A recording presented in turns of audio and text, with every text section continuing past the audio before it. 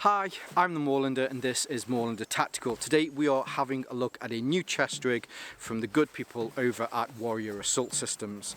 This is the Warrior Assault Systems MCR or Modular Chest Rig Mark 1 Type 2. It's also the fully loaded version as well, which we will have a look at some of the features that are on here in a second. Now before I do that, I just want to add a couple of caveats and just to be clear on my experience with this. So far, or at least no, let's take a step back. I bought this a couple of months back. I noticed that there's no content out on this just yet. I haven't had a full day out skirmishing with it. So what I thought I'd do is, before then, I'd have a look at this, and this is more of a first impressions kind of run through of what you get with this. I do have a couple of game days coming up soon, but I thought I'd bring this out and yeah, hopefully that makes sense. Actually, a little bit about me. So I'm 5'10", I've got a 48-inch chest, I'm about 16 stone, and there's plenty of room in this when I have this on, which we'll see in a second. No issues with it whatsoever. At the time of filming, this is available in two colours. This is the Ranger Green version. I'm a huge fan of Ranger Green. Yeah, I have a lot of Ranger Green, as you can probably tell. I have a lot of Ranger Green kit, so I decided to go for Ranger Green. The other colour that is available with this at time of filming is Multicam. As far as Warrior Assault Systems are concerned, I know that they have gear in both in Coyote, in olive green, in I think they have it in black, and I think there's also a grey colour as well. So I'm sure if you're watching this in the future, this will be a very successful piece of gear and it will be available in the other colours, but if you're watching this now, it's available in just the two colours.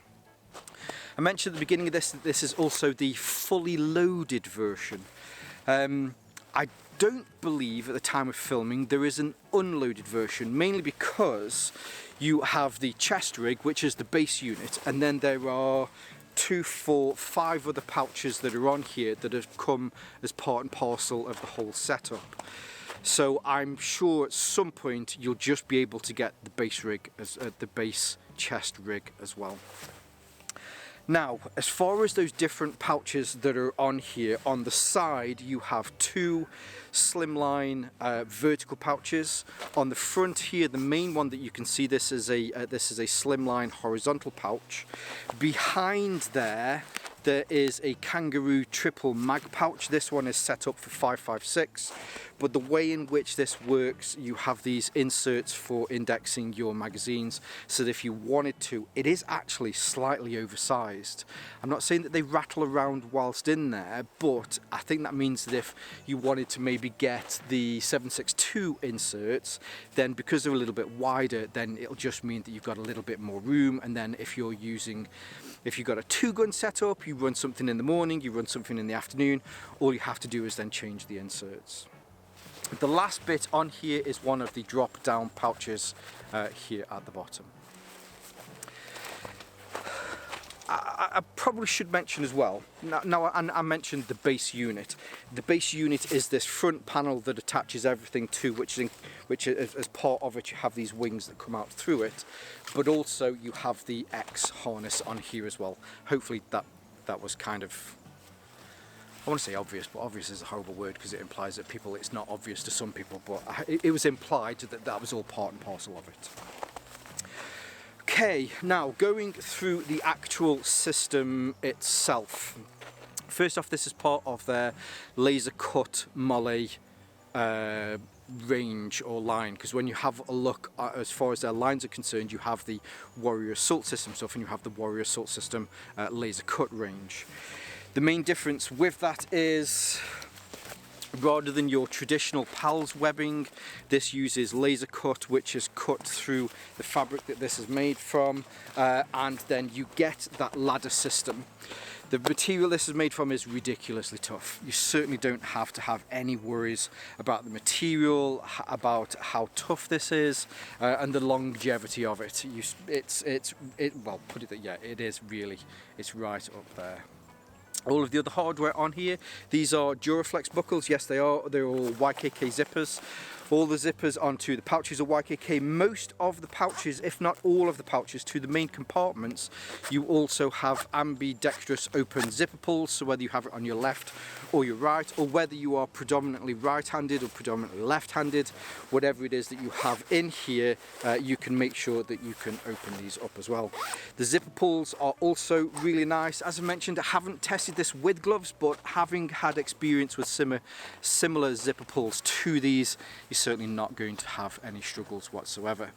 What it also means is, with the Duraflex buckles, if you have a different harness system that you might want to use on this rather than the X system that comes with it, you should be able to interchange those with other Duraflex buckles as well. We will get to the harness in a bit. If there's anything that I would change about this, I'm not a huge fan of X harness, but yeah, you know, we'll cover that bit in a second. At this point as well, I'm assuming that everybody is okay with how to attach pouches using either PALS webbing or part of a MOLLE system. All of the pouches that you see on here, apart from the bottom drop pouch, you have to understand exactly how that works. If you'd like me to make some content on exactly how that works, I can certainly do that at a later date. Okay, cool. So going through the pouches itself, let's start on the front. Now the front, if I lift up the harness here, hopefully you'll be able to see that we have two fixation points here which use those Duraflex buckles, and then if you want to remove this, it tears upwards, and then you can undo that to be able to take this off. Now when you first get this placard with the kangaroo pouch on there, this is kind of a separate part, and instead you have an empty panel which is here, which I have just put some additional pouches onto, but this fits perfectly onto the front. You can't PALS webbing or MOLLE directly onto this panel. You have to use these bits here at the top, or I guess if you've got something that already has hook and loop on here, then you can affix that to the front. This doesn't have that PALS webbing ladder onto here, but I think it's good that one, you get this version that goes on, but they also provide you with a spare placard so that you can double this up. Again, as I mentioned, whether you've got a 2-gun setup, you're running some ammunition in the morning, you're running a different ammunition in the afternoon. This one is set up for 5.56, but I've just picked up a larger rifle that uses 308. These are 5.56 magazines, however they're double stacked. So being able to squeeze 308 into there is just a quick solution that I had because I had this spare, is something that certainly works for me at this moment in time. Now the placard attaches at the top, and then you drop your magazines into this. So this is that, they refer to this as that kangaroo slot here, don't they? So this is where your magazines will go in. Now to index your magazines within here, you have, try and take these out now and probably swear a lot trying to do so, because I will say that the Velcro that they use is incredibly strong. So on the inside you have these magazine sleeves. When you're trying to index your magazines, I will say that trying to index them can be tricky, especially if you're not looking down whilst you do it. Taking them out is very simple, no issues whatsoever. I think with a little bit more kind of practice, then I'll just get used to it not being able to look down. I think the tip is getting that first lip in and then being able to push it in. If you have longer or shorter mags, these also have a strap here at the bottom which is adjustable using the hook and loop that is on here. So that you can make sure that they're all just at the right height. Muscle memory is key at that speedy reload. Now I say that like I'm some super tactical buddy, what's his name, John Wick. I've never had to be in that kind of speed loaded situation. I'm just not that good, but it's there for some of you should you need it. Then on the front of here you have a utility pouch, which is the horizontal version. On the front, well actually on the front of here you do have a hook and loop field, so if you want to put some sort of morale patch on there you can do. And then there is a quick access pocket into this pocket here at the front. Again, I'll leave the exact measurements of this here at the bottom. And then you have your ambi open, so it pulls around all the way to the side here, probably comes down about 4/5 of the way down. But you can pull on these with the YKK RC zips that are on here, although there you go, I did just struggle to get that, but actually it's because I pulled it in there, isn't it? You get instant access to the inside of this horizontal pouch. If I just bring this into the light here, hopefully you'll be able to see on the back of this horizontal pouch, it is fully hook and looped.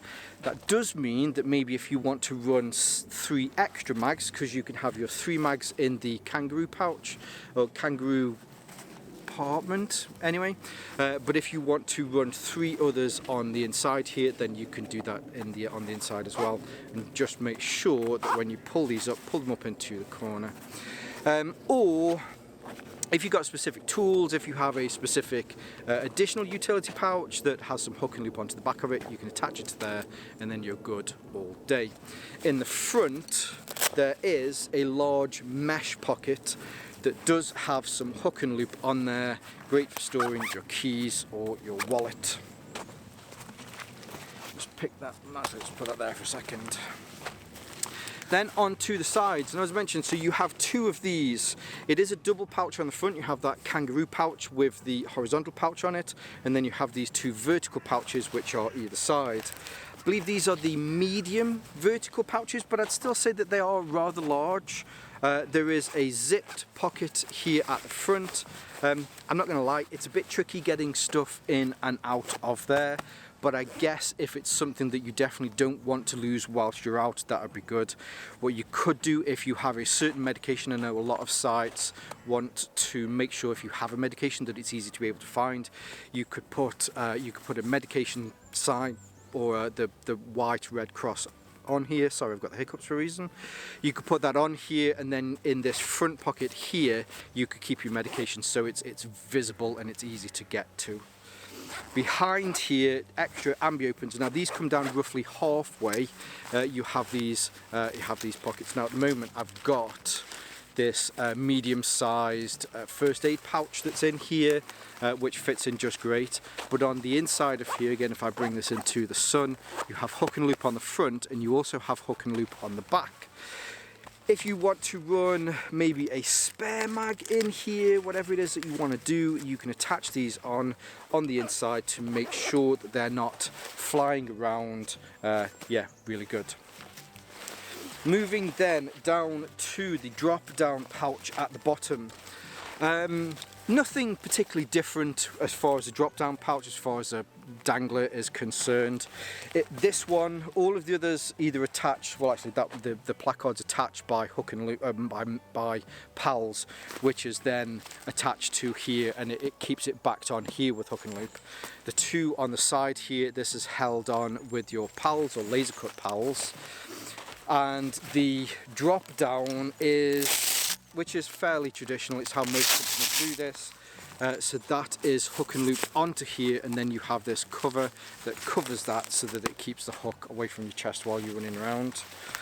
The pouch itself, there is some hook and loop on the front here, so if you want to put something on here again to denote what's in your pocket, then you can do.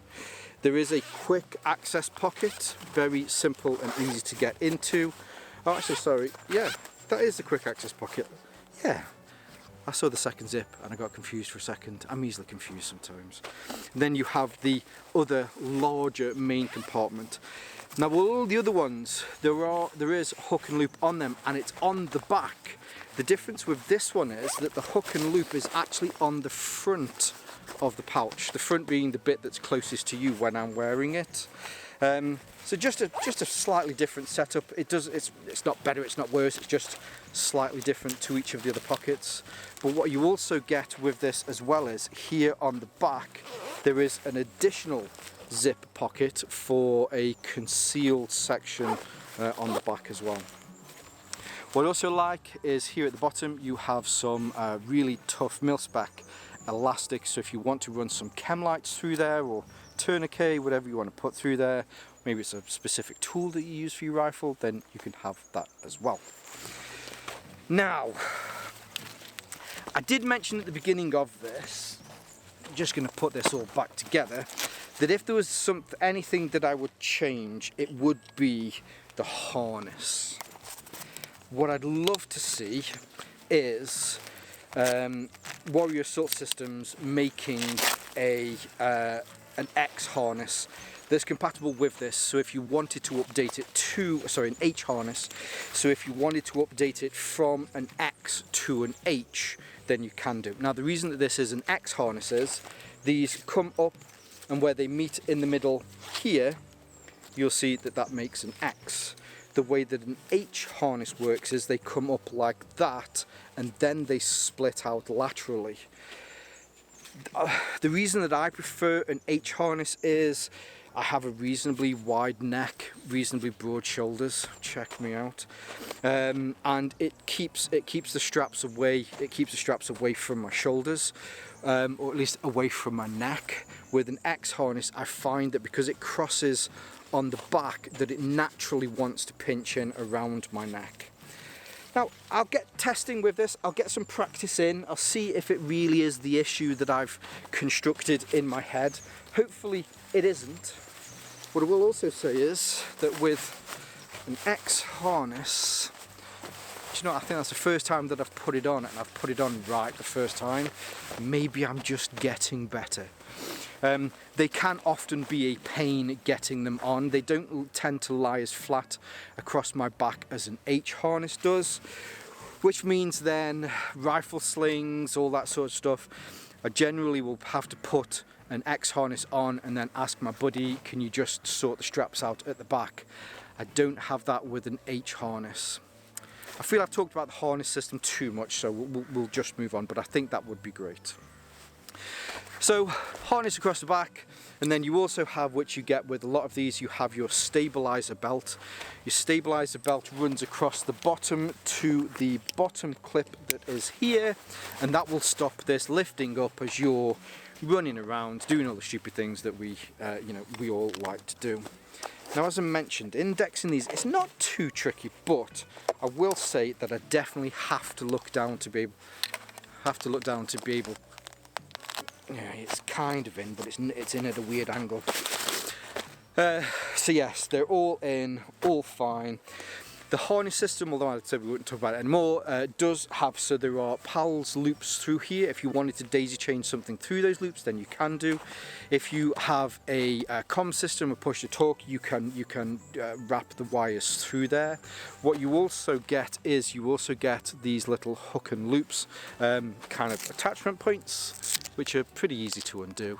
And it's that new age kind of hook and loop with the weird kind of cat's tongue feltiness to it.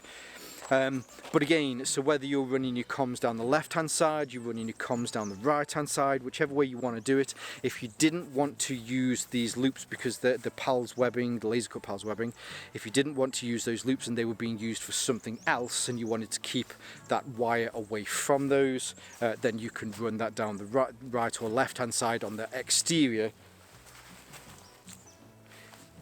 or interior, because they go on both sides. That makes sense. But yes, you can set it up how you choose. So there you go. Now, I'm just going to pick this up for a second, mainly because it's just kind of sat there on the floor, but it's been sat there on the floor all that time and it's certainly not wet or anything. I do believe that the material that they use also has a DWR coating as well, so if you're concerned about this getting wet and easy to clean, at least, it should be easier to clean. Generally, if you let the mud dry and then take like a soft brush and scrub it, you'll find that it comes off. That's generally how I deal with my kit.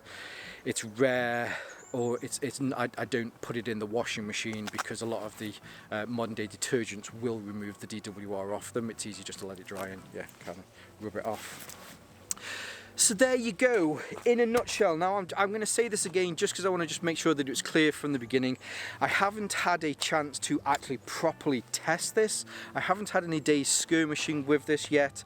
However, knowing Warrior Assault Systems, the ethos of the company, how the brains there work, it's not 1,000 miles dissimilar to other similar chest rigs that are out there, and I'm sure on my first day out with this it's going to be, yeah, absolutely awesome.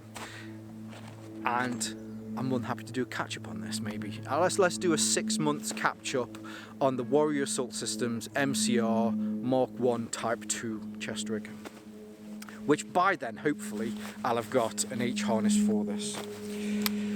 So yes, very happy with this. Initial thoughts on this are that it is great. I will leave a link below. This hasn't been sent to me, I purchased this with my own money, but I'll leave a link below so that you can see more from Warrior Assault Systems. That's an annoying plane. I've done all of this in one cut, so I'm just going to keep going, and hopefully that plane will disappear at some point. But yes, I'll leave all of those links below so that you can see more from this from Warrior Assault Systems. I got this from UK Tactical. Is it UK Tactical? I'm pretty sure that's the only main kind of supply here in the UK. But I believe that they post all throughout the world, wherever you are, probably with a little bit of import taxes and, you know, that sort of stuff. I'll leave some of my social media links below so you can see more from me here on Moorlander Tactical and my sister channel Moorlander EDC.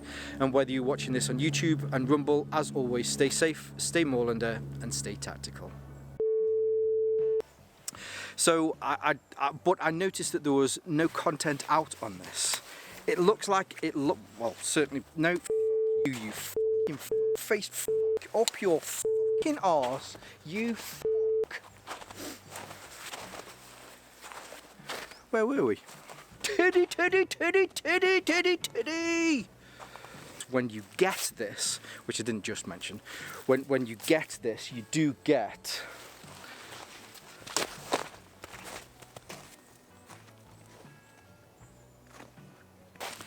Shall we start again, shall we? Shall we, children? Shall we? That's what you call Sod's Law. Some people refer to it as Murphy's Law.